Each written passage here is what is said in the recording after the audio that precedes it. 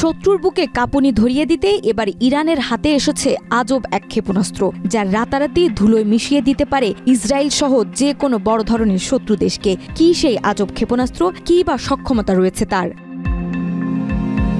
ইরাকের বাথ পার্টির শাসনামলে ইরাক ইরান যুদ্ধ শুরু হলে ইরানের প্রতিরক্ষা শিল্পের জন্য নতুন অধ্যায়ের সূচনা ঘটে। দীর্ঘ ৮ বছর এই যুদ্ধে ইরান ট্যাঙ্ক বিধ্বংসী গাইডেড ক্ষেপণাস্ত্রের পর্যাপ্ত সরবরাহের ঘাটতিতে ভোগে। যুদ্ধ পরবর্তী সময় থেকে এই খাতে বিশেষ মনোযোগ দেওয়া শুরু করে দেশটি। লিলি হালাল বিউটি সোপ, বিএসটিআই কর্তৃক সনদপ্রাপ্ত দেশের প্রথম হালাল বিউটি সোপ, দীপ্তিময় উজ্জ্বল ত্বকের জন্য।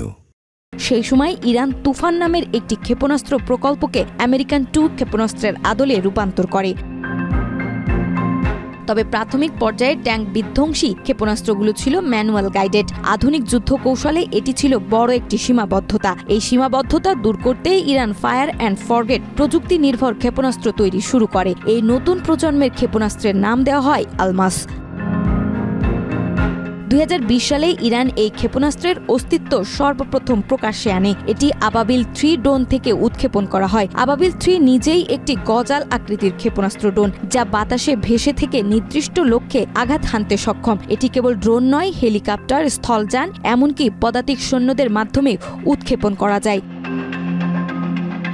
সর্বশেষ সবচেয়ে উন্নত সংস্করণটি হল আলমাস 4 ও নলস প্রযুক্তির সমন্বয়ে তৈরি একটি বিশেষ ভ্যারিয়েন্ট, যা কমপক্ষে 20 কিলোমিটার রেঞ্জে আঘাত হানতে পারে। এটি শত্রুর স্বল্প পাল্লার আকাশ প্রতিরক্ষা ব্যবস্থাকে পাশ কাটিয়ে আক্রমণ করতে সক্ষম। এই সিরিজের অগ্রগতিতেই ইরানের প্রতিরক্ষা সক্ষমতা যেমন বহুগুণে বেড়েছে, তেমনি তা নিয়ে উদ্বেগ বাড়ছে ইসরায়েলের মতো শত্রু রাষ্ট্রগুলোর মধ্যে। বিশেষজ্ঞরা বলছেন, মধ্যপ্রাচ্যের সামরিক ভারসাম্য এটি বড় ধরনের পরিবর্তন আনতে পারে।